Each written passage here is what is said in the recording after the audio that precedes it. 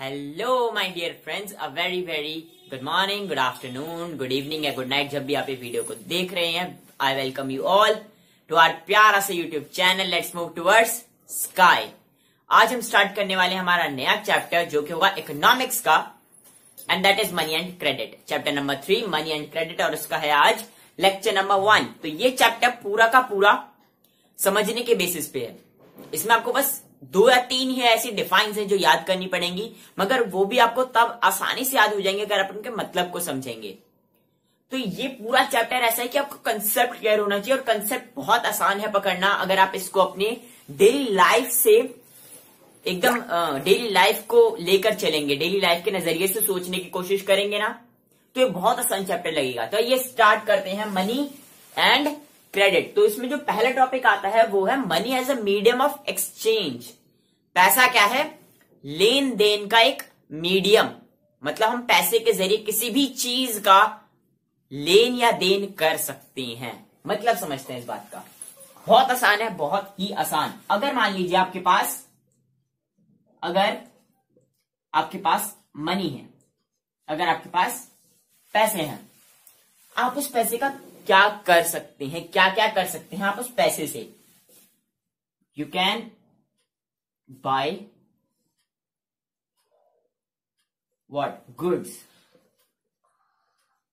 Goods का क्या मतलब है? गुड्स का मतलब सिंपल चीजें, कुछ भी आप खरीद सकते हैं। किसके जरिए? अपनी मनी के जरिए। अगर आपके पास पैसा है तो आप कोई भी गुड्स जो आपको चाहिए, anything you want in your life, anything, goods वो चीजें वो आप खरीद सकते हैं। किसके जरिए? मनी के जरिए। मान लीजिए अगर आपके पास गुड्स हैं, अगर आपके पास क्या है, इफ यू हैव गुड्स, आपके पास चीजें हैं, तो आपके पास वो चीजें, आप उन चीजों का क्या कर सकते हैं? मतलब बेसिक दुकानदार, कोई क्या है, कोई शॉपकीपर है, उसके पास क्या होती हैं? उसके पास उसकी शॉप की चीजें होती हैं। एक परचून की दुकान है, उसके पास क्या होगा? दाल, चावल, आटा, चीनी, वो सब क्या है? वो सब गुड्स हैं, वो सब चीजें हैं। अब वो उन चीजों का, उन गुड्स का क्या करता है? वो उन गुड्स को दूसरों को देता है, और उनसे वो क्या लेता है? उनसे वो मनी लेता है। अगर आपके पास मान लीजिए पैसा है, आपके पास मनी है, आप उस मनी से क्या कर सकते हैं? आप गुड, कोई भी चीज जो आपको चाहिए वो खरीद सकते हैं अपनी मनी के जरिए। कैसे? आप उस मनी को उसे देंगे जिसके पास में वो गुड है, मतलब दुकानदार और एक क्या, जो खरीदने वाला है, एक बायर और एक सेलर। तो जो जाएगा, जिसके पास पैसा है, एक के पास पैसा है और एक के पास गुड है, वो अपने पैसे को उस गुड वाले को देगा, उस दुकान वाले को देगा, और उससे वो चीज ले लेगा जो उसे चाहिए। अब मान लीजिए ये जो गुड है, इसने क्या किया? ये जो दुकानदार था, ये जो सेलर था, ये जो बायर था, बायर क्या होगा? जिसके पास पैसे होंगे, और सेलर कौन होगा? जो बेच रहा है, जिसके पास सामान है।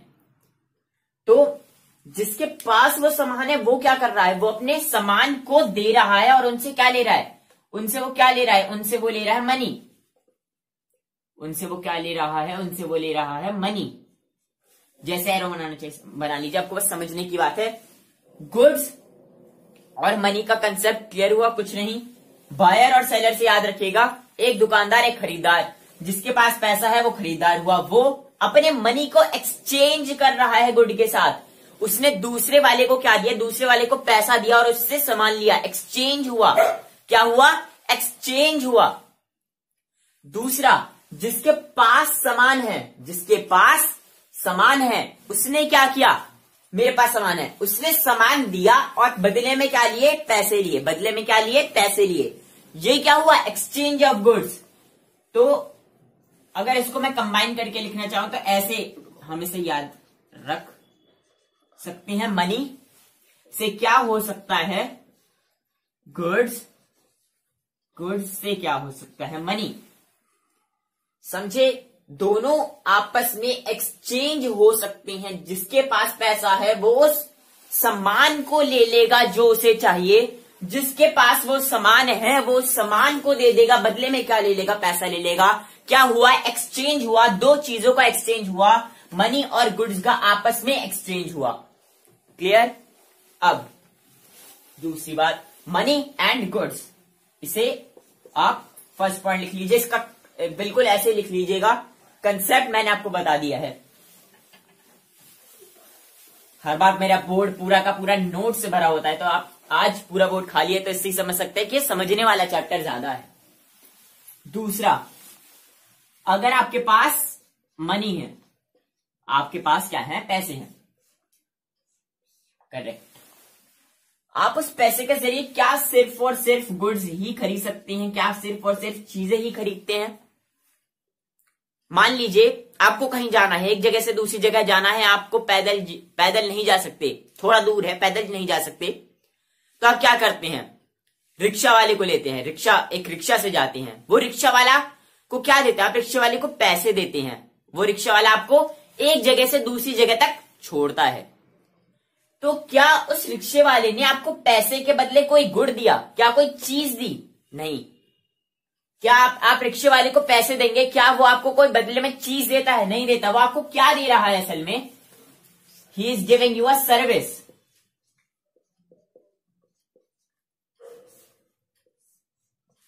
What he is giving? He is giving you a service. आपने उसे पैसा दिया, उसने आपको क्या दिया? सर्विस। और भी बहुत सारे एग्जांपल्स, मान लीजिए कोई मसाज वाला हो गया, स्पा हो गया, सलून हो गया, आप क्या जाते हैं, आप नाई वाले के पास जाते हैं अपने बाल कटवाने के लिए, अपने बाल बनवाने के लिए। क्या आप अपने बाल कटवाते हैं, उसे पैसा देते हैं, क्या वो आपको बदले में कोई गुड देता है, कोई चीज देता है? नहीं। वो आपको क्या देता है? वो सर्विस करता है आपके लिए, आपको वो एक सर्विस देता है कि वो आपके बाल काट देता है, तो ये एक सर्विस हुई। वो आपको सर्विस देगा, बदले में आपसे क्या लेगा? मनी लेगा। तो यहां पर भी असल में क्या हो रहा है, यहां पर भी असल में क्या हो रहा है? एक्सचेंज हुआ। अगर मान लीजिए आप सर्विस देने वाले हैं, आप सर्विस देने वाले हैं, आप सर्विस प्रोवाइड कराते हैं, तो फिर आप क्या करेंगे? आप सर्विस देंगे और आप बदले में दूसरे वाले से क्या लेंगे? सामने वाले से क्या लेंगे? उस सर्विस को देने के बदले उससे पैसा ले लेंगे। क्लियर? कोई दिक्कत नहीं होनी चाहिए। तो आप मनी के जरिए दो चीजों का लेन देन कर सकते हैं, that is goods and the second one is service. इतना कंसेप्ट बिल्कुल क्लियर? डन। अब आगे समझते हैं। अब हमें मनी की इंपॉर्टेंस को समझने की कोशिश करनी है। क्या करना है? मनी की इंपॉर्टेंस को समझने की कोशिश करनी है। मान लीजिए एक ऐसे वर्ल्ड को आपको इमेजिन करने की कोशिश करनी है जिसमें मनी जैसी कोई चीज ही नहीं होती। ठीक है, एक ऐसा वर्ल्ड को इमेजिन करने की कोशिश कीजिए। अपने दिमाग में सोचिए कि क्या होता अगर पैसा ना होता। तो समझते हैं। मान लीजिए मनी है ही नहीं, डज नॉट एग्जिस्ट, तो क्या होगा? आपको कोई भी चीज चाहिए, आपको कोई भी चीज चाहिए। मान लीजिए एग्जाम्पल से समझते हैं। एग्जाम्पल एनसीईआरटी का ही मैं ले लेता हूं, कोई एनसीईआरटी का एग्जाम्पल समझते हैं और ज्यादा, फिर जब आप एनसीईआरटी के बुक को पढ़ेंगे आपको हर एक चीज और ज्यादा क्लियर होगी। Let us think of a shopkeeper. एक शॉपकीपर है, ठीक है, वो शॉपकीपर जूते बेचता है। क्या है? ही सेल्स शूज। वो जूते बेचता है। लेकिन अब जरा सोच के देखिए, वो जूते तो देगा, उसके बदले में वो क्या लेगा? वो जूते तो देगा, उसके बदले में वो क्या लेगा? पैसा। पैसा तो एग्जिस्ट करता ही नहीं है, देयर इज नो मनी। फिर वो क्या लेगा? वो जिसको जूते दे रहा है उसके बदले वो चीज लेना चाहेगा जिसकी उसे जरूरत होगी। मान लीजिए कि उसे जरूरत है वॉन्ट्स व्हीट। उसे अपने घर में खाना पकाने के लिए क्या चाहिए? आटा चाहिए। He wants wheat. तो अब वो क्या करेगा? वो एक ऐसे खरीदार को ढूंढेगा, एक ऐसे खरीदार को ढूंढेगा जो कि उसे व्हीट दे और उससे जूते ले। सोचिए, मनी एग्जिस्ट अगर नहीं करती और उसे चाहिए व्हीट, उसके पास देने के लिए सिर्फ शूज हैं, उसके पास देने के लिए सिर्फ शूज हैं, उसे क्या चाहिए? व्हीट। तो वो क्या करेगा? एक ऐसे बायर को ढूंढेगा जो उससे शूज ले ले और उसको व्हीट दे दे। अब ऐसा बायर कौन होगा जो कि व्हीट दे? कोई फार्मर होगा डेफिनेटली, कोई ऐसा फार्मर जो कि व्हीट उगाता हो। तो अब उसे एक ऐसे फार्मर को ढूंढना पड़ेगा, एक ऐसे फार्मर को उसे ढूंढना पड़ेगा जो कि क्या करे? उससे शूज ले और बदले में उसे व्हीट दे। अब इसमें देखिए कितनी ज्यादा चीजें हैं। हो सकता है कि उस फार्मर को शूज ना चाहिए हो, उसके पास व्हीट तो है, लेकिन बदले में वो अपने उस व्हीट को शूज के साथ एक्सचेंज करना ही ना चाहता हो। समझिए, फार्मर के पास व्हीट तो है, ही हैव द व्हीट,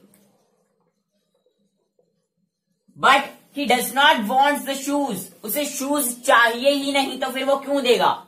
वो देगा ही नहीं, तो मतलब इस शॉपकीपर को एक ऐसा ही फार्मर ढूंढना है जो कि शूज भी चाहता हो, जो कि शूज ही चाहता हो और बदले में उसे व्हीट दे। तो वो कहां ढूंढेगा? वो नहीं ढूंढ पाएगा। कितना मुश्किल हो जाएगा हर एक इंडिविजुअल के लिए अपनी लाइफ को मैनेज करना। तो उम्मीद करता हूं ये समझ आया होगा। अब एक यहां पे टर्म आता है the double coincidence of wants. ये समझ आया कि जो शॉपकीपर के पास था उसे वही देना है और उसे वही लेना है जो उसे चाहिए, लेकिन जिसे वो देगा उसे वो चाहिए जो ये दे रहा है। उम्मीद करता हूं एनालॉजी बनाने की कोशिश आपको करनी है। कंसेप्ट बिल्कुल क्लियर होना चाहिए। आई होप क्लियर हो रहा है, और ज्यादा क्लियर हो जाएगा जब हम ये डिफाइन सीखेंगे, that is the double coincidence of wants. ये एग्जाम्पल क्लियर हो गया ना आपको शॉपकीपर फार्मर का? एग्जाम में लिख के आने से, एग्जाम में लिख के आने से बहुत अच्छा इंप्रेशन पड़ता है एग्जामिनर के ऊपर।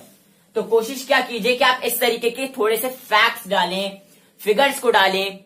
रिमेंबर करना बहुत मुश्किल होता है फिगर्स को याद रखने की। अप्रॉक्स वैल्यू लिख दीजिए। अप्रॉक्स एंड में बहुत अच्छा फंडा होता है ये कि कोई भी फिगर है एंड में अप्रॉक्स लगा दिया। अच्छा, तो आते हैं अपने मेन टॉपिक पर, that is the double coincidence of wants.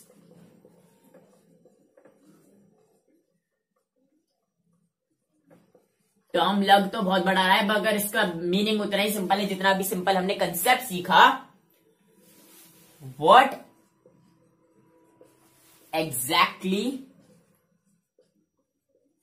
wants to sell is exactly what the other wants to buy। इसे लिख लीजिए। अब मतलब समझते हैं। डबल कोइंसिडेंस ऑफ वांट्स क्या मतलब है इसका? What exactly wants to sell. जो एक बंदा ए, मान लीजिए एक बंदा है ए, एक बंदा है बी, जो ए बेचना चाहता है वही बी को चाहिए, और जो बी बेचना चाहता है वही ए को चाहिए। इसे हम कहेंगे डबल कोइंसिडेंस ऑफ वांट्स। जो ए बेचना चाहता है वही बी को चाहिए, और जो बी बेचना चाहता है वही ए को चाहिए। मतलब दोनों को एक दूसरे की चीजें चाहिए। मेरे पास पेंसिल है, आपके पास इरेजर है, मुझे इरेजर चाहिए, आपको पेंसिल चाहिए, हम दोनों आपस में पेंसिल इरेजर का एक्सचेंज कर लेंगे। उसे हम कहेंगे double coincidence of wants. Clear? Simple सी टर्म, आसान। डबल कोइंसिडेंस ऑफ वांट्स का मतलब जो मुझे बेचना है वही आपको खरीदना है, और जो मेरी जरूरत है वही मुझे आप दे रहे हैं, तो डबल एक साथ सीधा क्या हो, एक्सचेंज हो। किसका? गुड्स का। डायरेक्ट एक्सचेंज, क्या कह सकते हैं? डायरेक्ट एक्सचेंज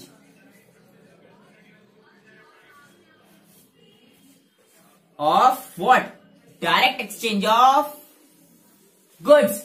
बिल्कुल, डायरेक्ट एक्सचेंज ऑफ गुड्स, उसे हम कहेंगे डबल कोइंसिडेंस ऑफ बॉन्ड्स। आपने देखा होगा, अगर आपके एरिया में कोई बर्तन वाले आते हैं, राइट, बर्तन वाले जो जैसे वो साइकिल पे बर्तन लेके घूमते हैं, फिर वो आपसे क्या लेते हैं? वो आपसे कपड़े ले लेते हैं और आपको बर्तन दे देते हैं, आपकी पसंद का जो भी आपको बर्तन चाहिए होता है। देखा होगा, या ऐसा होता है, मैं आपको बता देता हूं, ऐसा होता है कि कई साइकिल लेकर बर्तन वाले घूमते हैं, तो वो क्या करते हैं? वो आपसे कपड़े ले लेते हैं जो उन्हें चाहिए और आपको वो क्या दे देते हैं? बर्तन, जो आपकी पसंद का हो। इस सिस्टम को हम कहते हैं बार्टर सिस्टम। ये सिस्टम क्या होता है? ये सिस्टम होता है बार्टर सिस्टम। तो बार्टर सिस्टम तभी एग्जिस्ट करेगा अगर वहां पर डबल कोइंसिडेंस ऑफ बॉन्ड्स हो, क्योंकि वहां पर मनी का यूज इन्वॉल्व नहीं होता। मनी इन्वॉल्व नहीं होती किस सिस्टम में? बार्टर सिस्टम में। That is important. Double coincidence of bonds important, खत्म। अब मैं उम्मीद करता हूं कि आपको मनी क्यों इंपॉर्टेंट है ये अपने आप समझ आ गया होगा, क्योंकि डबल कोइंसिडेंस ऑफ बॉन्ड्स 10 में से मैक्सिमम 3 या 4 बार मिल सकती है। डबल कोइंसिडेंस ऑफ बॉन्ड्स 10 में से 3 या 4 बार मिल सकती है। मनी अगर आपके पास है, अगर क्या एग्जिस्ट करती है? मनी। अगर मनी एग्जिस्ट करती है तो आपके पास मनी है, आप क्या करेंगे? सामने वाले से उस चीज को खरीदेंगे। यहां पर मान लीजिए एक शॉप कीपर है, यहां पर एक बायर है। देखिए, बायर क्या जाएगा? वो शॉप पर गया, उसके पास पैसे थे, उसने उस पैसे के जरिए गुड्स शॉपकीपर से जो उसे चाहिए वो उसने खरीद लिए। अब शॉपकीपर के पास क्या आ गई? शॉपकीपर ने अपने गुड्स को दे दिया, उसके पास क्या आ गई? उसके पास आ गई मनी। अब जो शॉपकीपर को चाहिए वो उसे ले लेगा अपनी नीड के हिसाब से। जो गुड उसे चाहिए वो अपने उस पैसे को दूसरे किसी गुड से एक्सचेंज कर लेगा। क्लियर है? बिल्कुल इजी कंसेप्ट। क्यों मनी है एक्सचेंज, मीडियम ऑफ एक्सचेंज? क्योंकि डबल कोइंसिडेंस ऑफ बॉन्ड्स के फैक्टर को ही क्लियर कर देती है।